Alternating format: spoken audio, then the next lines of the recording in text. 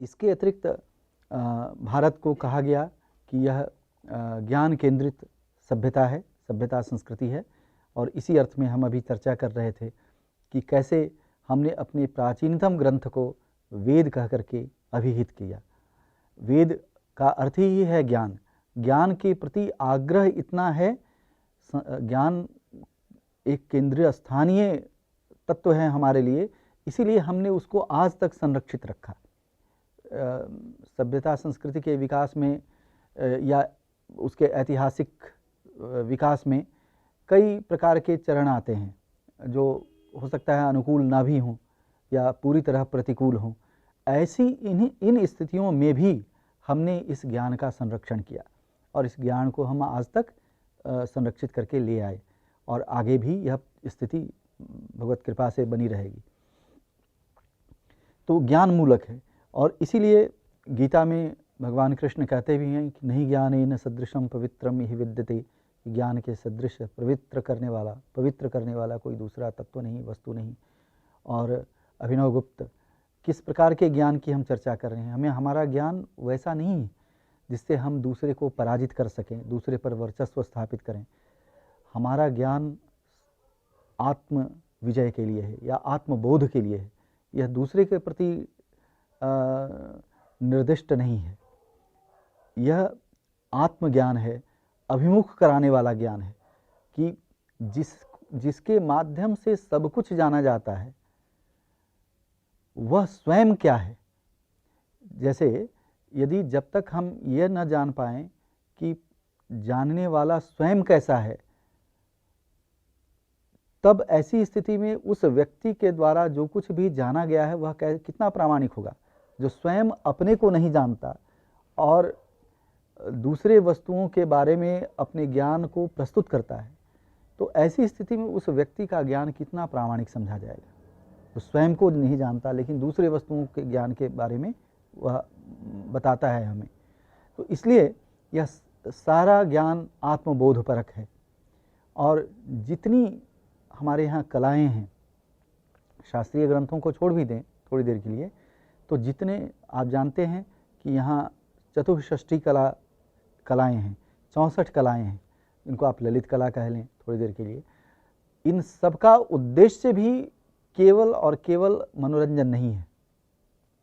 इन कलाओं में मनोरंजन होता है, मन का उल्लास होता है, मन उसमें निमज्जित होता है, मन अवगाहन करता है इन कलाओं में, लेकिन उसका अंततः जो प्राप्य है या अंत फल है, अंतिम फल है, वह आत्मबोध ही है। उन सब से हम अपने स्वरूप का साक्षात्कार करते हैं। हमें अपनी ओर वो ले आती हैं कलाएं, चाहे वह रस सिद्धांत हो, चाहे और भी दूसरी कलाओं में, मूर्ति कला में, वास्तु में, दूसरे में। अंततः ये सभी उसी प्रक्रिया के जिससे हम अपने को जानते हैं। और अपने को जानने का अर्थ है, जीव को जानने का अर्थ है उस परम सत्ता को जानना। जीव रूपता में और परमात्मा में कोई भेद नहीं है, है ना। इस पक्ष को जो पिंड में है वही ब्रह्मांड में है, जो माइक्रो लेवल पर है वही मैक्रो लेवल पर है। इस अनुपूरकता को या इस भाव को, है ना, इस स्थिति को हम व्याख्यायित करने में समर्थ होते हैं। तो लोक में और शास्त्र में भी कई इस प्रकार की अनुपूरकता हम देखते हैं और यही अनुपूरकता ज्ञान के रूप में हमारे यहाँ अपने वेद आदि में भी उपलब्ध है। तो ज्ञान सर्वोपरि है इस देश में। और ज्ञान कैसा चाहिए? जो शिखरस्थ हो। जैसे शिखर पर स्थित व्यक्ति को जिस प्रकार का बोध होता है, अखंड रूप में चतुर्दिक जो दृश्यावली है उसका अखंड रूप में बोध होता है, तो अपने को हम इतना विकसित करें, इतना प्रशिक्षित करें आत्मिक दृष्टि से कि हमें सब में वह एक तत्व का दर्शन हो जाए, है ना, जिसमें पृथक पृथक कुछ भी नहीं है, और या इस अर्थ में कि विरुद्ध धर्म में कुछ भी नहीं है, इसका हमें बोध हो जाए। यह ज्ञान हमारे लिए महत्वपूर्ण है। तो हमने ज्ञान को दूसरों को पराजित करने में या अपने भौतिक विस्तार में इसका उपयोग नहीं किया है।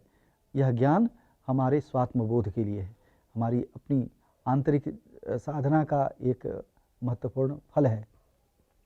तो इस दृष्टि से यह देश ज्ञान संस्कृति का देश है और इसका प्रमाण जितने प्रकार की विद्याएं, चतुर्दश विद्या और 4 और अधिक जोड़ देने पर अष्टादश विद्याएं हैं, अष्टादश विद्या स्थान हैं, या जितने ग्रंथ रचे गए हैं, इतने ग्रंथ शायद दूसरी संस्कृतियों में तो कभी हम कल्पना भी नहीं कर सकते, जितने अभी भी जितने ग्रंथ हमारे पास उपलब्ध हैं प्रकाशित या पांडुलिपियों में। तो यह बताता है कि कैसे यह देश अखंड रूप से, चाहे सभ्यता संस्कृति का कैसा भी काल हो, प्रतिकूल या अनुकूल, अपनी इस ज्ञान साधना से वह कभी विरत नहीं हुआ। ठीक है, और इसमें वह अनुपूरकता जिसकी हम चर्चा पहले कर रहे थे, लोक शास्त्र की, लोक और शास्त्र दोनों इसमें अन्वित रहे।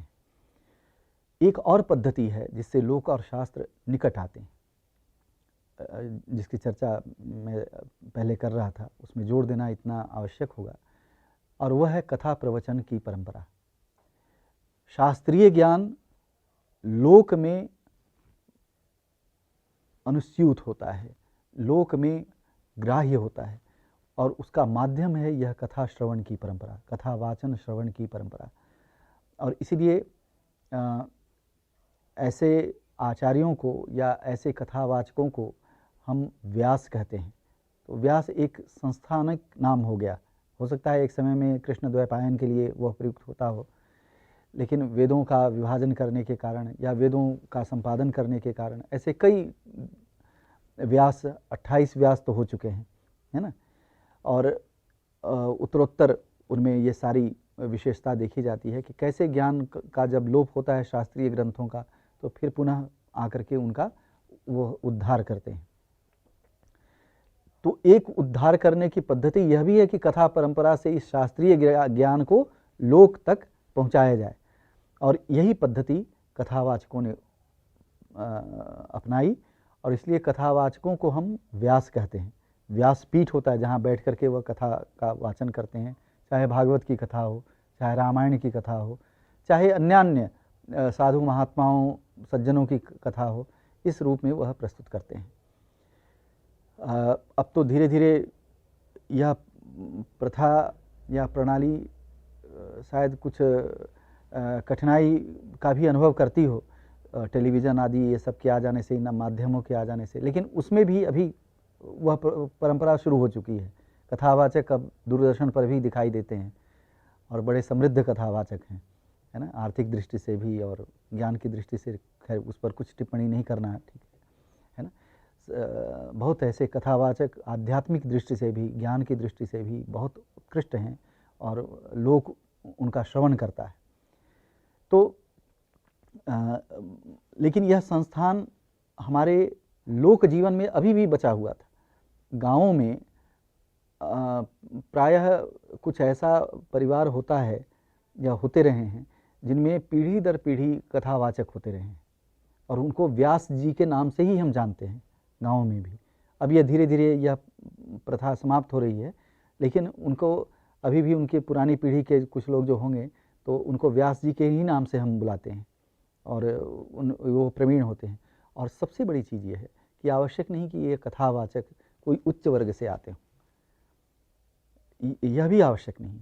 तो यहाँ जो वर्ण भेद, जाति भेद आदि है, वह भी कोई अर्थ नहीं रखता, है ना।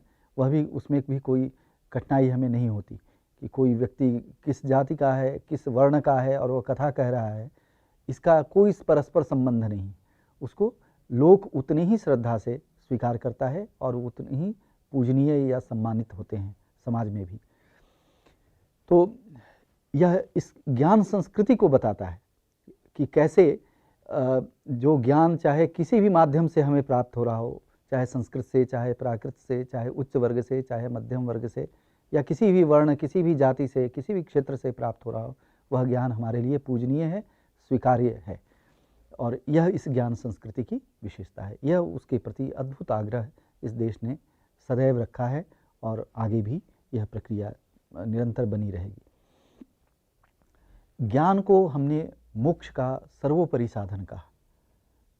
ज्ञान केंद्रित संस्कृति ने इस ज्ञान को मोक्ष का सर्वोपरि साधन कहा। इह ज्ञानम मोक्ष कारणम बंध निमित्तस्य अज्ञानस्य विरोधकत्वात्। ये पंक्ति तंत्रसार में आचार्य अभिनवगुप्त ने लिखी है कि यह ज्ञान मोक्ष का कारण है। मतलब कि जो मोक्ष दिलाने में, मोक्ष प्रदान करने में सक्षम है वही ज्ञान है। जो बंधन में डालने वाला है वह तो अज्ञान है ना। एक और चर्चा थोड़ी सी इस पर करूं मैं। शिवसूत्र एक ग्रंथ है काश्मीर शैव दर्शन का, जिसमें सूत्र लिखा, ये परंपरा से प्राप्त सूत्र हैं। वसुगुप्त को ये प्राप्त हुए थे, सिद्ध वसुगुप्त को 8वीं-9वीं शताब्दी में। एक शिला पर उत्कीर्ण ये सारे सूत्र मिले थे। कश्मीर में महादेव गिरी है, महादेव पर्वत है, उसके पास ही वो विस्तृत शिला थी, उस पर ये उत्कीर्ण सूत्र थे। उसका पहला सूत्र है चैतन्यम आत्मा। लेकिन चैतन्य आत्मा है, आत्मा का सर्वोपरि धर्म है, या इसको सर्वोपरि लक्षण कह लें, असाधारण धर्म कह लें शास्त्रीय भाषा में। वह है उसका चैतन्य से युक्त होना, है ना, चेतना से युक्त होना। लेकिन दूसरा ही जो सूत्र लिखा वह बड़ा अद्भुत है, और वह है ज्ञानम बंध, ज्ञान बंधन है। तो अब ये प्रश्न है कि जिस ज्ञान को आप अभी कह रहे थे मुक्ति देने वाला है, यहाँ तो कहा जा रहा है कि वह ज्ञान बंधन है, बंध स्वरूप है। तो अब इसके दो तरीके हैं पढ़ने के इस सूत्र के। यदि पहले सूत्र के साथ निरंतरता में पढ़ जाएंगे तो संधि होकर के चैतन्यम आत्मा ज्ञानम बंध, चैतन्य आत्मा और अज्ञानम बंध हो जाएगा, है ना। तो ठीक है, अज्ञान बंधन का कारण है, ये तो समझ में आ गई बात। लेकिन अलग करके पढ़ेंगे तो तब उसके लिए कहा गया कि जो ज्ञान परिसीमित होता है, या परिसीमित प्रमाता को जो ज्ञान होता है, परिसीमित का अर्थ ये है कि हमारा उतना विकास नहीं हुआ। पंचकंचुक, शैव दर्शन की भाषा में कहें तो पंचकंचुकों और त्रिविध मलों से जब हम आवृत दशा में जो हम ज्ञान प्राप्त करते हैं वह मुक्तिदायक नहीं होता, है ना, वह बंधन ही है, बंधन स्वरूप है। और इसीलिए ज्ञान को बंधन कहा, क्योंकि यह ज्ञान, इसमें मुक्ति देने की योग्यता नहीं, इसलिए यह बंधन का कारण है। और यह एक प्रकार का अज्ञान है, जिसको हम ज्ञान कह रहे हैं वह एक प्रकार का अज्ञान है। दूसरे शब्दों में जिसको हम अज्ञान कह रहे हैं वह सीमित ज्ञान है ना। सीमित ज्ञान को अज्ञान कहा जा रहा है, ज्ञानाभाव को नहीं कहा जा रहा है कि ज्ञान का अभाव हो गया। सीमित ज्ञान अज्ञान स्वरूप होता है, क्योंकि उसमें मोचकत्व या मुक्ति देने की योग्यता नहीं होती, है ना, उतनी उसमें सामर्थ्य नहीं है। तो इन सब विषयों पर चर्चा हमारे देश ने ज्ञान अज्ञान, भ्रांति, जिसको हम ख्याति या ख्याति के माध्यम से जानते हैं, इन सब पर विस्तार से चर्चा की। इसकी सुनिश्चित यथार्थ ज्ञान कैसे हमें प्राप्त हो, उसकी प्रविधियां क्या है, उसके मेथड्स क्या हैं, इन सब पर व्यापक चर्चा हम अपने कई शास्त्रों में, केवल दर्शन में ही नहीं, जो भौतिक शास्त्र हैं हमारे, या रसायन आदि के जो शास्त्र हैं, उन सब में भी हम ये पद्धति हम प्राप्त करते हैं।